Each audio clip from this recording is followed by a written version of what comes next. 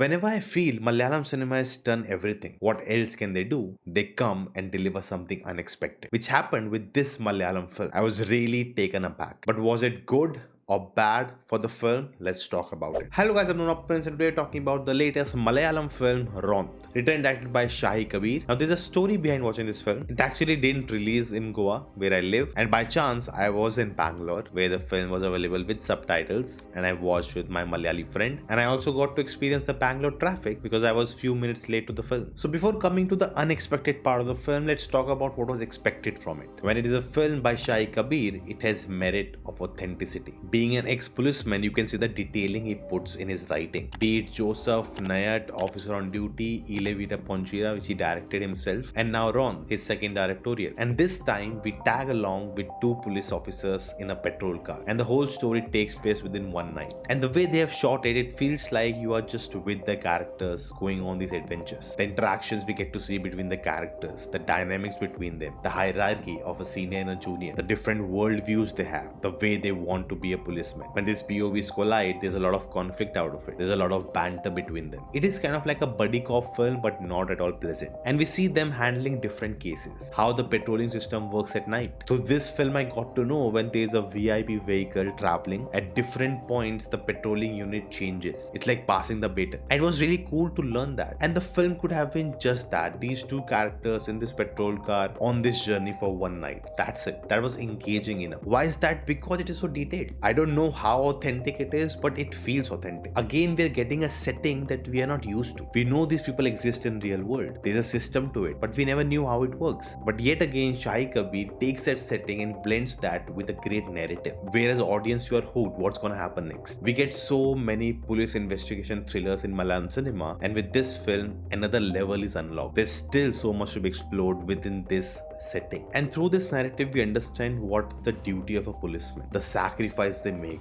the things they tackle in day-to-day life. It is very informative about the hardships they face, how they have to sacrifice the time they have with their family, how it's not a well-paying job, how the system is so faulty that they have to make way for them. And yes, there is misuse of power, there is corruption, there is injustice. One of the characters delivers an outstanding dialogue about what a policeman is. And you understand they all work in the grey area. There is no right and wrong. There is no black and white. I wish someone like Rohit Shetty watches this film so that at least some nuances of this world he can add to his cop universe, which at this point just feels so fictional and fantastical, which has lost the touch of reality. And all the detailing and nuances that we see can come from someone who has, stayed within the system, who has come out of it and is using the medium of cinema to share that with people. Importantly, in a non-preachy way, with a very engaging narrative. Now, there were few things in the film that didn't hit for me, considering the whole story takes place within one night. At moments, we really go too far where it becomes unconvincing that all of this happened just one night. I understand it's a Christmas Eve, it's a busy night for the policemen. A lot of things can happen, they have to be really alert, and a lot of things do happen. But the kind of things happen, such drastic, all together in one night, feels little implausible. Not that it cannot happen at all. Maybe it really happened and it's taken from true events. But when you're telling a story, it has to seem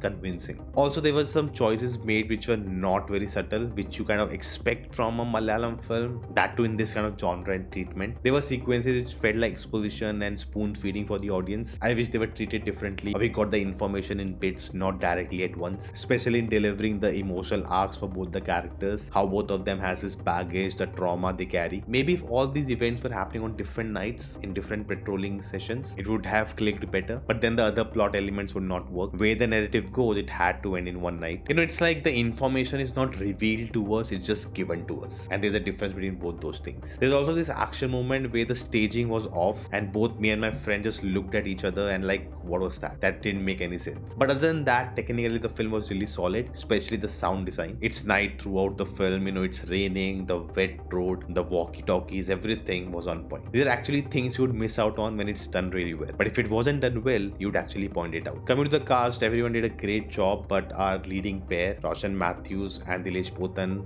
great chemistry. It's a senior and junior relationship. They hate each other, then they understand, they help each other out, but again they hate each other, and the cycle continues. And it never gets too much. Both their performances are measured, especially Roshan Matthew, because he's not playing a very typical, rowdy or angry or strong character. He's kind of playing a naive person who gets scared, who's not the strongest as he looks. So that was an interesting choice for the character as well as the performance. So now let's come to the unexpected part of the film, the ending. Like literally, me and my friend, both of us, came out of a season what? Did that really happen? In my wildest dreams, I couldn't have thought that this would happen. But it is something that also makes me reassess the whole film. Because now suddenly we are in a different ballgame. I feel like I am hyping it up too much, so let's come to the point. But I need to make a big spoiler alert announcement here. The film is still in the theaters. I don't want to spoil it for anyone. Surprisingly, it didn't get spoiled for me. And it is a big thing. Would have gotten, but it didn't. So I didn't want to spoil it for you if you haven't seen the film. So please, no spoiler alert. If you have seen the film, then only continue watching from this point. If you haven't, stop right here, go watch the film and then come back. Again, big spoiler alert, don't ruin the surprise for yourself. Now in the climax, the film takes a turn. Till this moment, it felt like it's just a police procedural. We just saw, what happens on a patrol unit. It's morning time, they've finished their shift and now they move to their personal lives. And maybe that's where we end the film. We leave the pending cases incomplete. But then comes the twist, which is very reminiscent of a film we saw some years back, where these policemen themselves are caught in the web of lies. The whole thing gets turned onto them because they were present in the wrong place, and because they're just pawns. They can be sacrificed as lambs for the people in power, the rich, to get out of the situation. It is a power move, and the way they drop this on us, a phone call is made, something is serious, the character turns on the news channel, and there it is, a news about the police inspector being caught, that they were part of a murder, which is just like a case we had previously where two inspectors were caught for a murder, which are who? Kunchaku Boban and Nivesha Sajian from Nayatta. We are in a Nayatta universe. This film is connected to that film. Both the stories are happening in the same world. It's official. Nayatta Cinematic Universe. NCU. Okay, I'm going way overboard, but what this does is it opens the whole Pandora's box. They're just infinite possibilities now. Just few days before watching this film, there were news about they're planning a sequel for Nayatta, and I was like, why would you touch that masterpiece? Why go there? You told a great story, move on. Why do that? But after watching this film, suddenly things have changed because there's context now. It's not just about a sequel now, we are in a universe. And this is interesting because the whole universe thing is coming into indie films. You cannot really call